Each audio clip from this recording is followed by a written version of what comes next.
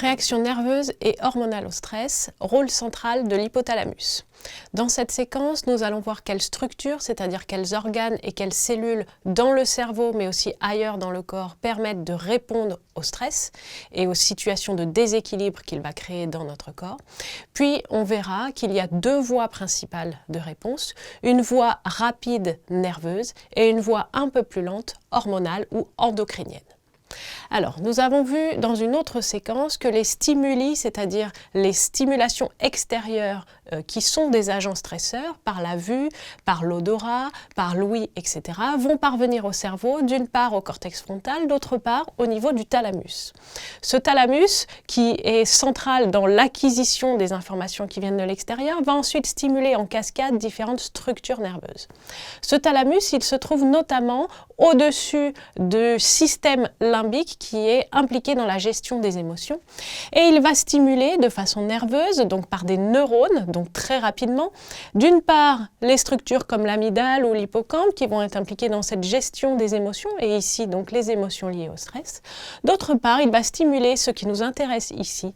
C'est un noyau profond qu'on appelle l'hypothalamus. L'hypothalamus qui se trouve donc sous le thalamus, comme son nom l'indique, est un noyau qui va être impliqué dans la gestion de différentes fonctions en fait, et notamment ici le stress, mais aussi par exemple des fonctions de reproduction, puisque vous l'avez vu normalement les années précédentes, l'hypothalamus est aussi impliqué par exemple dans la production des hormones sexuelles, chez l'homme et chez la femme. Cet hypothalamus ici, il a un rôle central parce qu'il va être le point de départ des deux voies principales de gestion du stress. La voie nerveuse que j'ai représentée ici en vert et à gauche du schéma qui va permettre de produire de l'adrénaline et la voie hormonale, on dit aussi endocrinienne, que j'ai représentée ici en orange à droite qui va permettre de produire du cortisol. Pour cela, deux autres acteurs importants. D'une part, l'hypophyse. Ici, on est toujours dans le système limbique, donc à l'intérieur du cerveau. L'hypophyse, elle est aussi appelée glande pituitaire. C'est une structure qui va produire des hormones. Je vais y revenir dans quelques instants. Et les hormones produites par l'hypophyse sont elles aussi de nature très diverse et interviennent dans la régulation de nombreuses fonctions de l'organisme. Elle aussi est impliquée, par exemple, dans la production des hormones sexuelles. Ici, elle va être impliquée dans la production du cortisol. Et que ce soit par la voie de gauche ou par la voie de droite, le troisième grand acteur, ce sont les glandes surrénales. Alors les glandes surrénales, vous les avez ici en illustration, ce sont deux petites glandes qui se trouvent au-dessus de chacun de nos reins. Les reins, je vous le rappelle, se trouvent au niveau du dos chez l'humain. Et ces glandes surrénales, ce sont des glandes productrices d'hormones. C'est les glandes surrénales qui vont produire, dans les deux cas, l'adrénaline ici et le cortisol. Alors, on va maintenant voir les deux voies principales et on va commencer par cette voie nerveuse. Alors, sur le schéma que je vais vous présenter, les plus signifient qu'il y a activation et les moins signifient qu'il y a inhibition. Une inhibition, c'est le contraire d'une activation, c'est le fait de freiner, de bloquer ou d'empêcher l'action de quelque chose, ici d'une cellule ou d'un organe.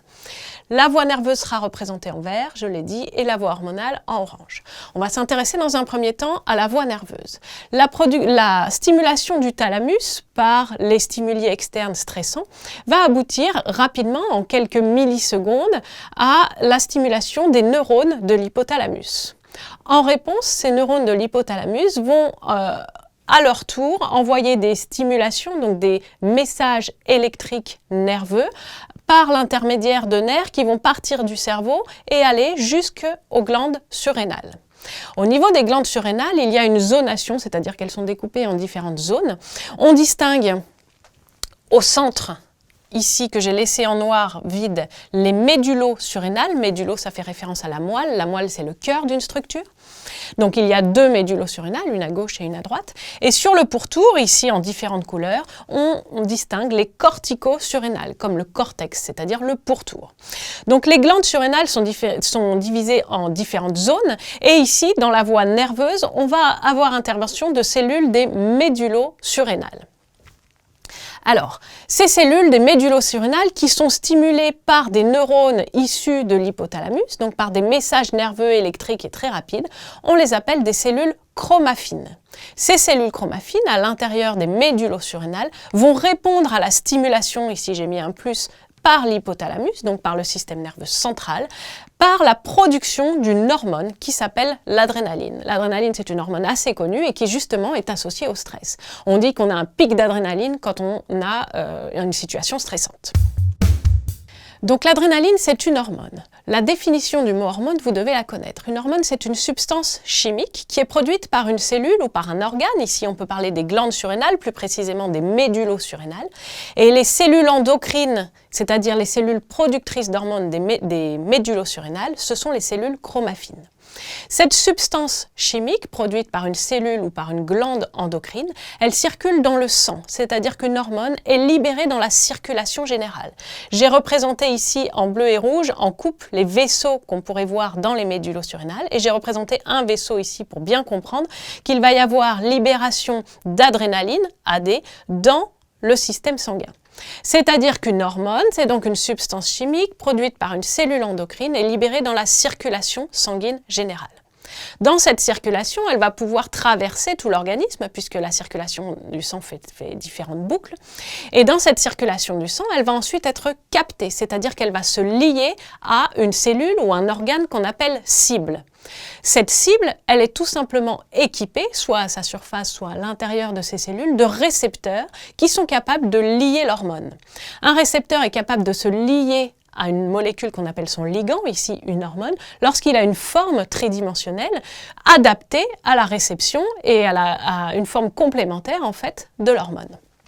Pour résumer, une hormone, c'est donc une molécule chimique ou biochimique, puisqu'elle est produite par un organisme vivant, produite par des cellules qu'on appelle endocrines, ici les cellules chromaffines, qui circulent dans le sang, dans la circulation générale, et qui va donc agir à distance sur des cibles équipées de récepteurs à cette hormone. Agir, cela signifie que lorsqu'il y aura liaison de l'hormone sur son récepteur, il y aura une modification du fonctionnement des cellules cibles. Alors ici, on a donc une voie qui est nerveuse, puisqu'on a le thalamus, intervention de cellules nerveuses, des neurones, l'hypothalamus, message nerveux jusqu'au médullosurrénal, et la réponse finale, c'est la production d'une hormone qu'on appelle l'adrénaline.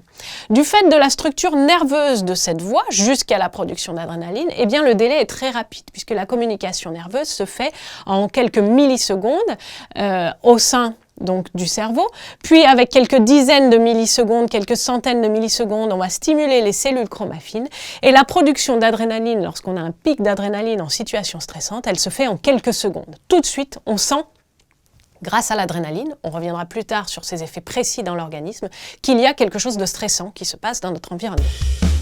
Maintenant, on va passer à la deuxième voie, la deuxième réaction au niveau cortical puis au niveau des surrénales face au stress. L'hypothalamus qui a été stimulé va en parallèle venir stimuler à son tour l'hypophyse. L'hypophyse, donc la glande pituitaire, elle se trouve sous l'hypothalamus, sauf que cette fois, je suis en orange, cette stimulation de l'hypothalamus par l'hypophyse, elle se fait via une hormone qui s'appelle la CRH pour Cortico-Releasing Hormone, on l'appelle aussi la corticolibérine. Le CRH, c'est une hormone, mais il a la particularité d'être libéré uniquement dans cette petite circulation sanguine qui existe entre l'hypothalamus et l'hypophyse. Donc il n'y a pas une action à distance, il y a une action à l'intérieur du cerveau. Et il y a donc une stimulation de l'hypophyse grâce au système sanguin qui relie l'hypothalamus à l'hypophyse qui s'appelle le système porte hypothalamo-hypophysaire.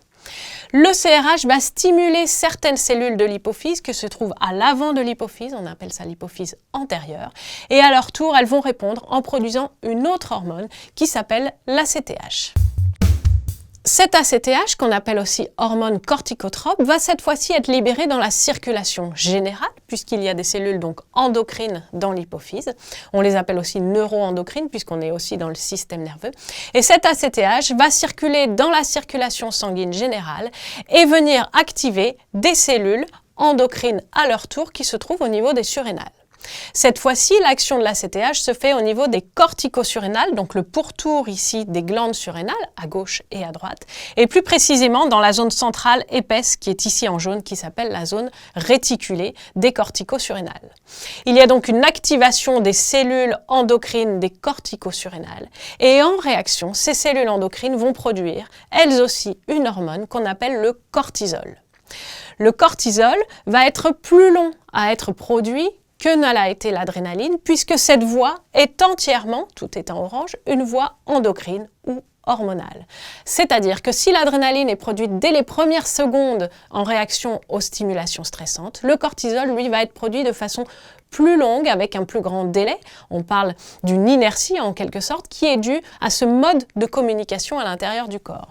La communication hormonale est plus lente, puisqu'il va y avoir production de différentes molécules chimiques et surtout une circulation par l'intermédiaire du sang, et non par l'intermédiaire de circuits neuronaux, donc avec des potentiel d'action électrique, comme c'était le cas dans la voie de gauche. Au bilan, nous produisons donc 2 hormones en réaction au stress. Très vite, par une voie principalement nerveuse, nous produisons l'hormone d'adrénaline au niveau des médullosurrénales par les cellules chromaffines. L'adrénaline, vous voyez ici sa molécule chimique, c'est une hormone de nature protéique. Elle est faite d'acides aminés et elle sera perçue, elle sera captée en fait à la surface des cellules cibles. Ces cellules cibles et les organes cibles vont réagir très vite à la production d'adrénaline. On verra ça dans une autre séquence. Parallèlement, face à la situation stressante, le corps se met à produire donc du CRH, puis de l'ACTH, puis du cortisol, avec un délai plus long, du terme de minutes ou d'heures. Et cette production de cortisol, elle pourra durer dans le temps. Elle a été plus longue à démarrer, mais elle va durer dans le temps. Elle peut durer plusieurs jours, voire plusieurs mois, si le corps est toujours en situation de stress. Alors qu'en ce qui concerne l'adrénaline, il va y avoir un pic d'adrénaline dans les premières secondes, premières minutes, puis ensuite, son taux va redevenir bas. Le cortisol, en fait, le corps en produit tous les jours un petit peu et en situation de stress, il va en produire plus. Le cortisol, c'est une hormone qui fait partie de la famille des corticostéroïdes, la famille des stéroïdes. Vous avez ici sa molécule chimique. Il est produit à partir du cholestérol. C'est donc une nature chimique différente de l'adrénaline qui était une hormone peptidique. Et du fait de cette nature chimique différente, il ne va pas agir exactement de la même façon sur ces cellules cibles. Les hormones de type cortisol, comme le cholestérol et comme, en fait, c'est la même famille que par exemple les hormones sexuelles, les œstrogènes ou la testostérone chez les hommes, agissent sur leurs cellules cibles en rentrant, elles traversent la membrane plasmique et elles ont des récepteurs qui se trouvent soit dans le cytoplasme, soit dans le noyau des cellules cibles. Alors qu'ici, les récepteurs se trouvaient au niveau de la membrane plasmique des cellules cibles. Quoi qu'il en soit, ici, on va avoir un délai plus long, mais un effet plus durable. Ici, un délai plus court, mais un effet moins durable. Par ces deux voies, on voit donc le rôle central de l'hypothalamus qui lance les réactions face au stress. Et par ces deux voies, on va ensuite activer un certain nombre d'organes, notamment le cœur, la respiration, etc. Et on va avoir les symptômes que nous associons ensuite de façon consciente aux situations de stress.